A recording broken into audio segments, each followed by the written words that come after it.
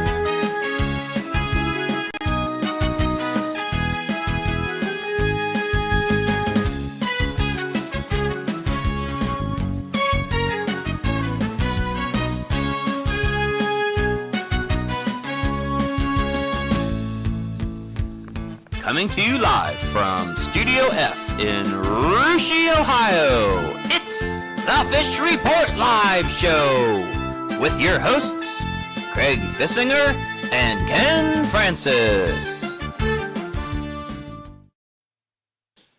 Welcome, everyone, to another Fish Report Live. It is Wednesday night, February 20th. My name's Craig Fissinger. That's Ken Francis. Thanks for joining us tonight. TK and Heavy D are in the building. Going to be talking to those guys in just a little bit. And Ken, several weeks ago, we had on last year's SEL Player of the Year, Natalie Billing from Anna.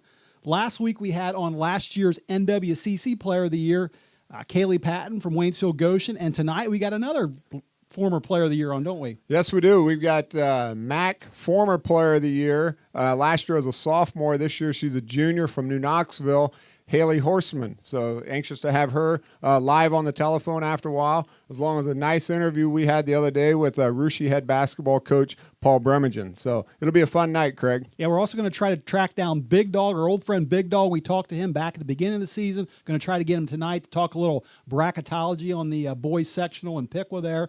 And before we get to all that, though, just like we do every week, let's get to that weekly trivia question. I think I'm on a 2-show winning streak right now. I'm going to try to make it 3 in a row tonight. All right, I'm going to get a little tougher on you here, Craig. And everybody knows the Anna Lady Rockets are 2-time defending Shelby County League champions, going undefeated both of those last 2 seasons in league play.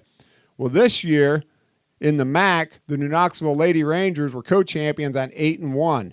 The question is, who was the last MAC girls team to go undefeated in league play?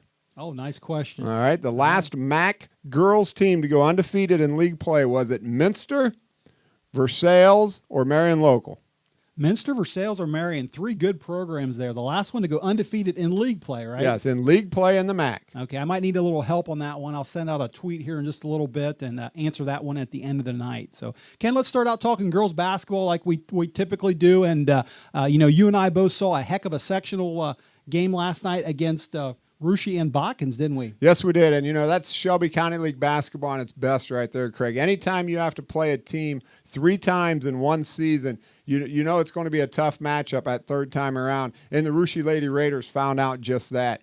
Coach Don Mack came into the game. He had an excellent game plan. I think he tried to take advantage of his speed. He got the girls out on the fast break. It worked very well. And he managed his girls very well. He had a lot of foul trouble, yet, his game plan, he stuck to it. And he got Logan Pitts in and out of the game a lot, even though she had foul trouble. She was very effective on the offensive end of the floor. But give the Russia Raiders credit. They withstood a lot of the rallies from Botkins and came away with a 5-point victory. Yeah, it was a great game, that's for sure, Ken. And I want to go look at that Sydney, the bracket now, and go to the guys in the back, get a little input from them. Guys, can you bring up that Sydney upper bracket? And we've got, looks like Russia and Mechanicsburg in the finals there, coming up Saturday. Now, Ken and I talked to Mechanicsburg coach Christy Dodane last night, and she actually told us how it was over an hour drive from Mechanicsburg to Sydney. Want to know, guys, if that's going to have any effect on Saturday's game?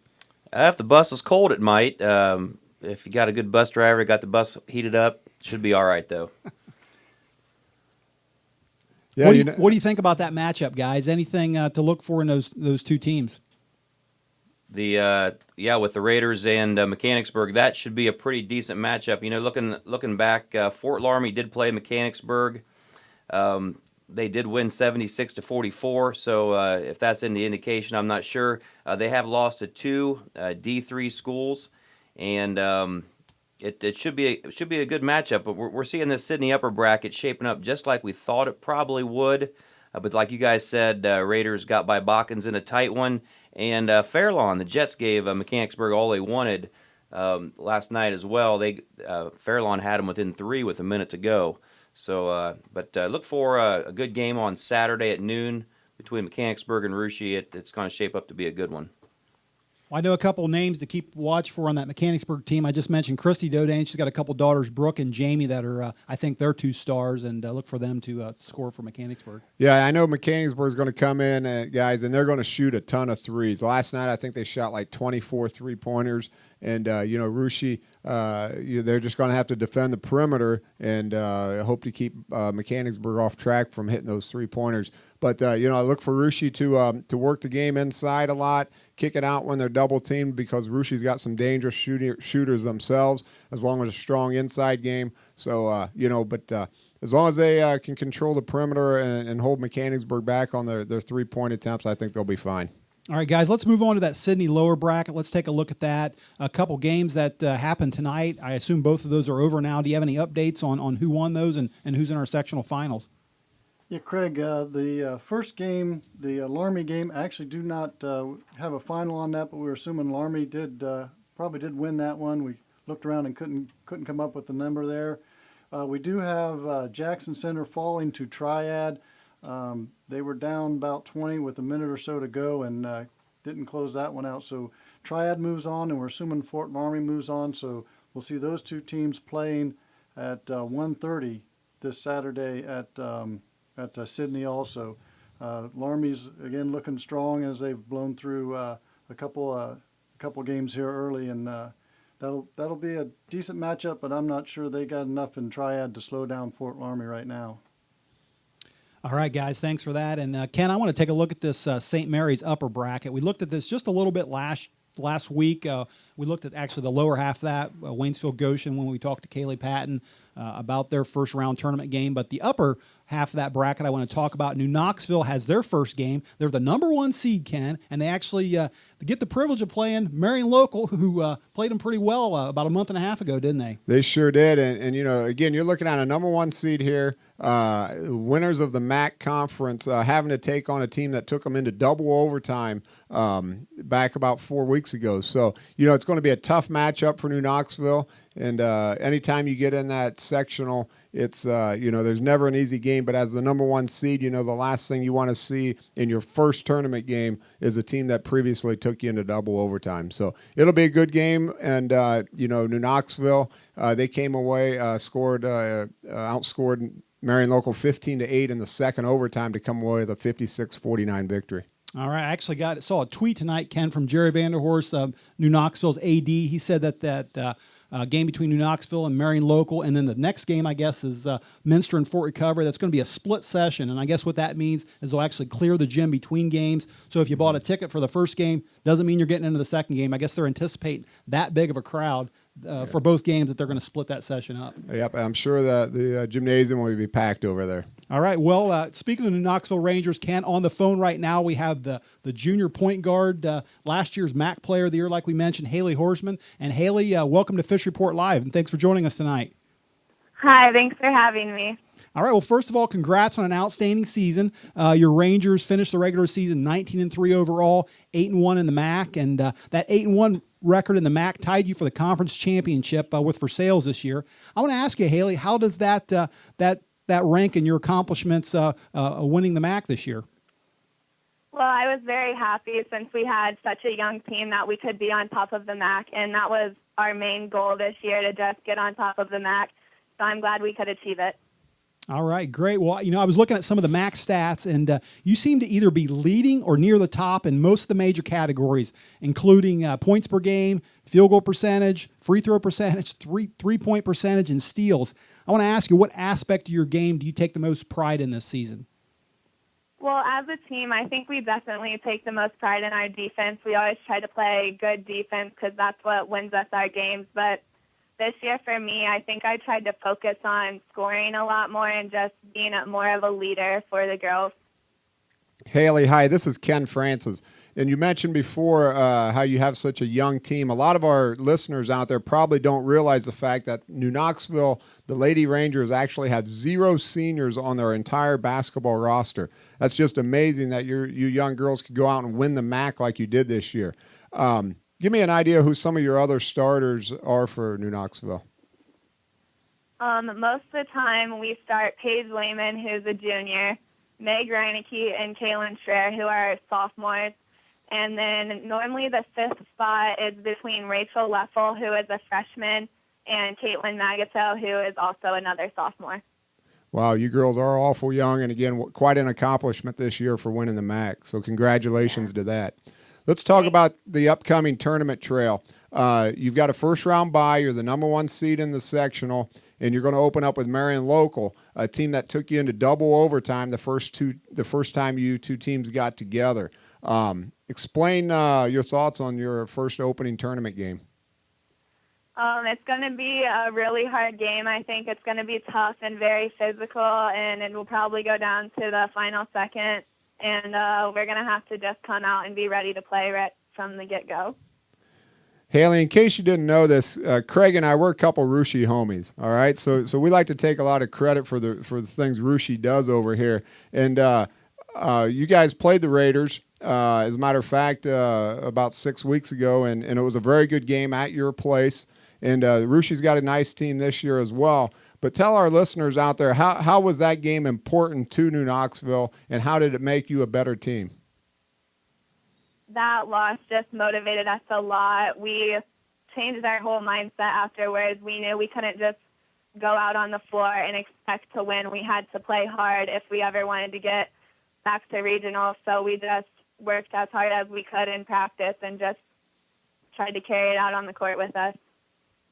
All right, Haley. Hey, listen, last question. I want to change the subject just a little bit. Now, we know you're also an accomplished All-Ohio volleyball player, and you're also a pretty good hurdler and track and a long jumper as well. Between those 3 sports of volleyball and basketball and track, do you have a favorite?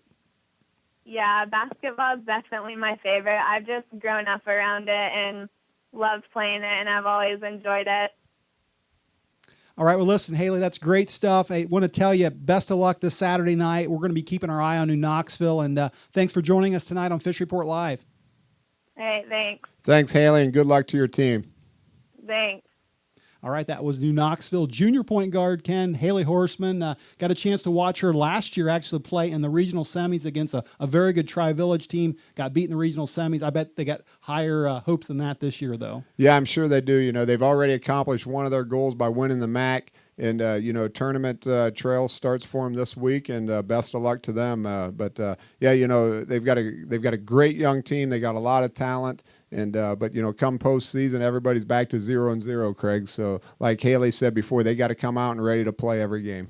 All right, well, let's take a short little commercial break, let our viewers refill their popcorn bowls. And when we come back, we're going to have that big interview with Coach Bremigan we're going to show, and hopefully Big Dog, we can get a hold of him. So we'll be right back.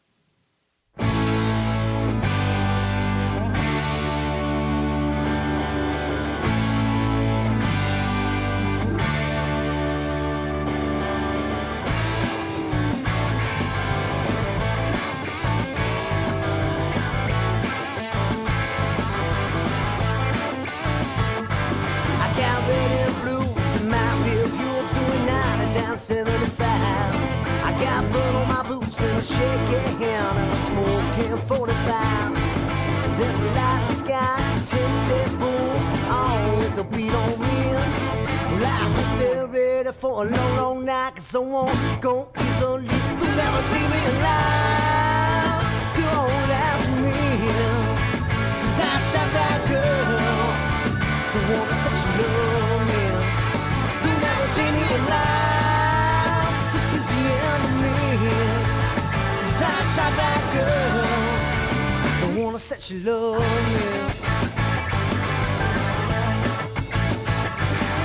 My friends all told me what I could not believe, what the whole town already knew.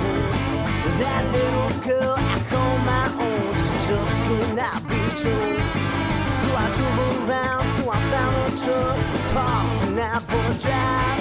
Well, I kicked in the door, into my gun, said, hey, have a nice night, but never see me in life. You're all after me, 'cause I shot that girl. The one said she loved me. You'll never see me in life. This is the end of me.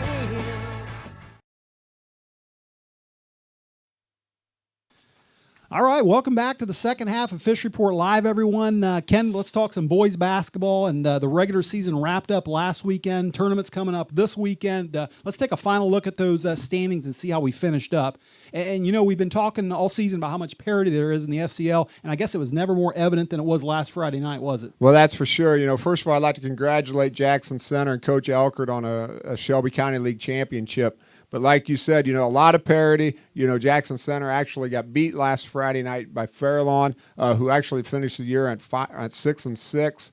It was senior night at Jackson Center. And, you know, it just proved again that anything can happen on any given night. This league has been so balanced all season. And with tournament play coming up right now, Craig, everybody's back to 0-0 is what everybody has to realize now, because no one has an advantage whatsoever come tournament play. So, you know, we'll see what happens at Pickles Gymnasium, and it's going to make for a very interesting sectional basketball tournament. All right, well, we're going to do a little bracketology on the boys' side and look at that Pickwa sectional. And to help us do that, I think we've got our old friend Big Dog on the phone. Big Dog, thanks for joining us again on Fish Report Live.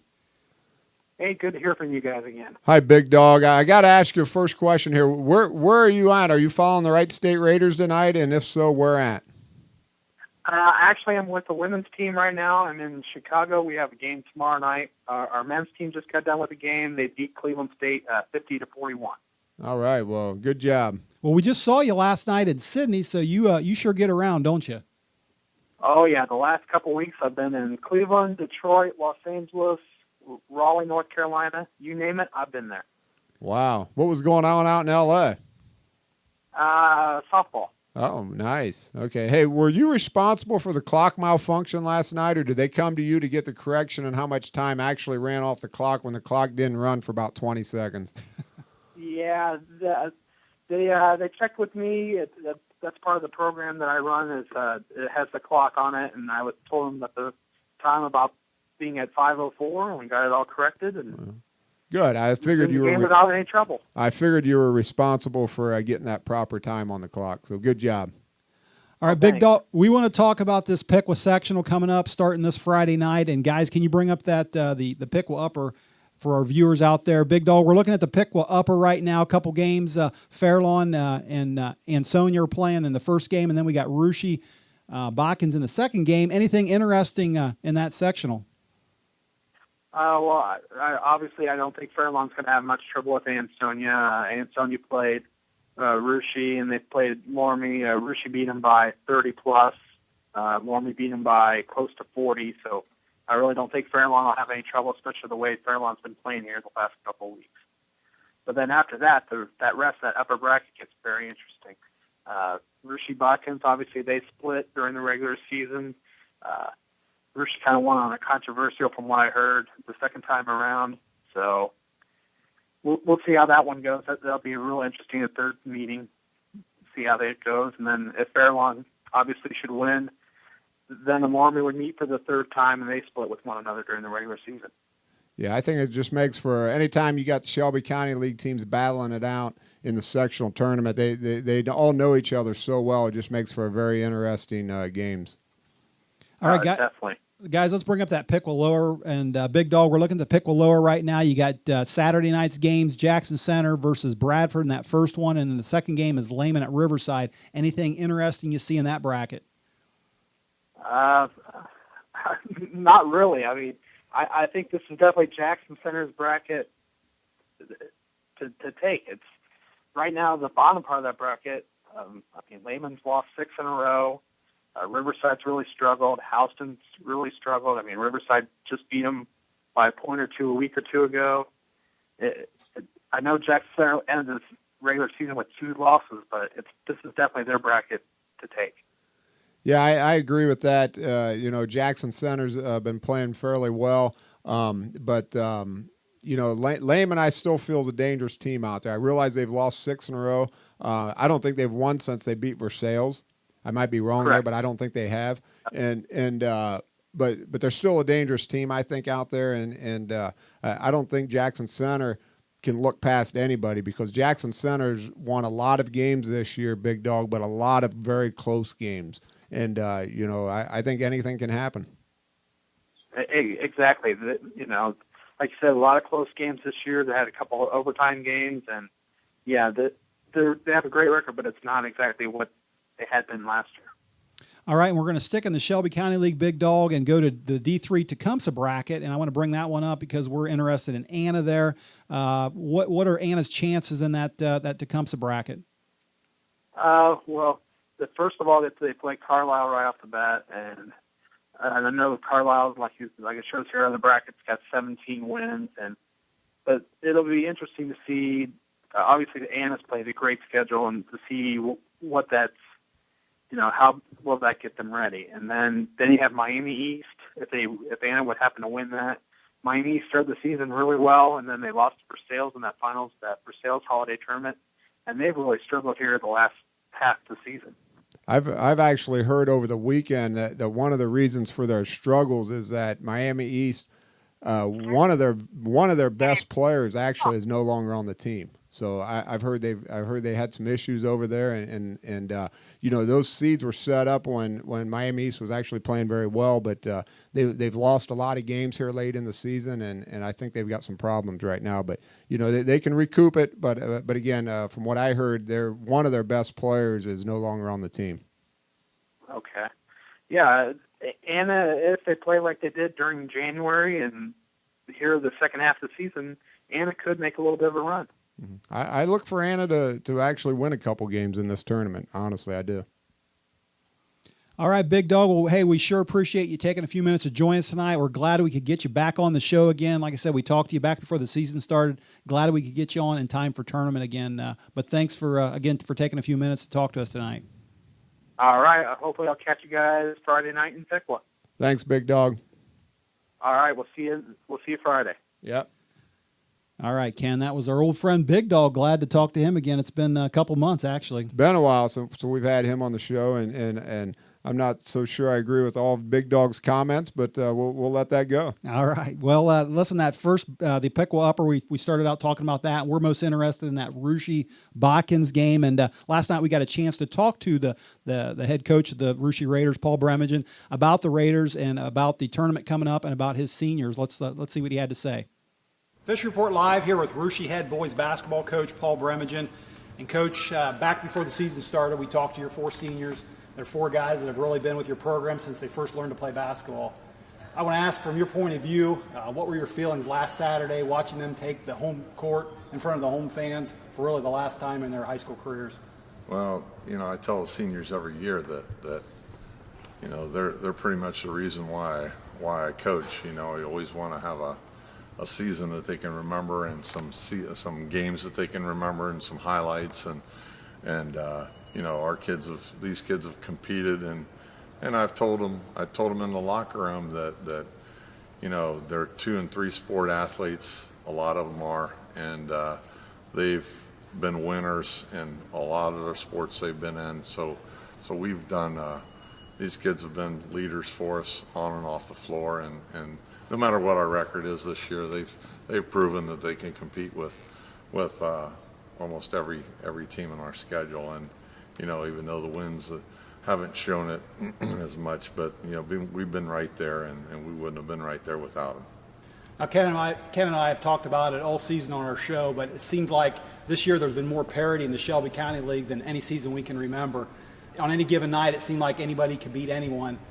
Now that the regular season's over, I want to ask you, do you agree with that? Yeah, I think it's, and we knew going in, I think all the coaches, Shelby County coaches, agreed that it was very even, situations this year in the games and with talent. And we've, like I said, we've been in almost every game against every county team. And I think you're going to see some at Piqua. I mean, I think that at Piqua, I think the county teams are are gonna bang heads and with some high level of intensity and competitiveness. Let's talk about your opponent coming up this Friday night, the Botkins Trojans. You split with them during the regular season. They won at their place, you won at your place. What's it going to take this Friday on a neutral floor for the Raiders to come away with a victory? Well, we just I think a big key is a rebounding battle. We've got to win the rebounding battle, and they've got quite a few athletes that can put the ball on the floor and score, and they're athletic, and so they come at you from a lot of different angles. So, we want to try to control the boards, and definitely this group has been a real good job of not turning the ball over and not beating ourselves. And when you got a team like we've got that has taken care of the ball as well as we have and gotten as many shots as we have, I think that we these guys do a good job of treasuring the ball and sharing the ball and doing the things you need to do to win. One more question, Coach, and I'll let you go. This is about the Rowdy Raider fans. Can a loud crowd have any influence on your tournament game Friday night? Oh, I don't think there's any question. I think a lot of our success down there has been because of our fans, and it does get loud. And I told our kids, I said, this is the loudest place you're going to play in all year. You get down in there and they can't hear me, and when I yell out something, it just kind of stops right there. And a lot of times when it's loud, and it'll be loud second game on Friday night, it'll be loud on Friday night, and that's what we're anticipating, and that's what we're hoping for out of our fans. Our fans have been great all year. I mean, considering our record, our fans have still come out and supported us and been loud, and our student body's been loud, and the kids really appreciate that, and I think it's shown in our energy. All right, Ken, that was Russia head coach Paul Bremigan. And one of the questions we asked, and I didn't make the video, was we asked him about all the young talent he had on the team this year. And one of those is your son, Nolan, who we saw at the top of the show. He's got quite a few other sophomores on that team, a couple juniors. And I asked him if the couple extra games in the new 22-game schedule helped them for tournament or was a grind for them. And he actually had a pretty good answer for that, didn't he? Yeah, he did. When you've got a young team, I think the extra games, like he said, are a big benefit to them. So, and he did a great job there in the interview. We really appreciate him taking time out of his busy schedule, and wish him and the Raiders good luck Friday night. Yeah, really looking forward to that game. I think it's going to be a good sectional this year. All right, Ken. Well, that's going to about do it for us tonight. We do have that trivia question though you asked at the beginning of the night. I do have a little help on Twitter, so why don't you repeat the question? All right, I tried to make it tough on you tonight, so I hope you got good help. But I hope so. The question is, who is the last MAC girls team to finish league play undefeated? Who is the last MAC girls team to finish league play undefeated? Is it Minster, Versailles, or Marion Local? All right. Well, I know New Knoxville wasn't one of the choices, so No. that made it easy for me. Or not easy, but I got three other teams to choose from, and I got a little help from somebody named Jaden on Twitter tonight. He says Marion. Since I have no clue what the answer to this question is, I'm going to go with Jaden, and I'm going to say Marion. Okay, you've got Powerhouse Minster, you've got a powerhouse in Versailles, and you've got Marion Local, who dominates volleyball. True. And you're going to pick Marion Local. I'm going to go with Marion Local. That's what Jaden says. You sure? I'm going with Marion. You sure you don't want to change your answer? I'm going to trust Jaden tonight. You know what? You're right again. All right. All Marion right, Local Jaden, Flyers. thanks, buddy. Actually, believe it or not, it was 2 of the last 3 years prior to this year, Marion Local actually went undefeated. And Minster also did a few years ago. So Marion Local is the last team to go undefeated. 3 shows in a row. I'm going to go for 4. I got to really get it tough next week. All right. Well, that's going to do it for us tonight. Ken, want to say special thanks to Coach Bremigan for doing that interview for us last night. Also, thanks to Big Dog for coming on, and New Knoxville's Haley Horstman for joining us live earlier tonight. And for the crew here at Fish Report Live, I want to say thanks for watching, everyone. We'll be back again next week, same time, same place. Until then, have a great rest of the week, and good night.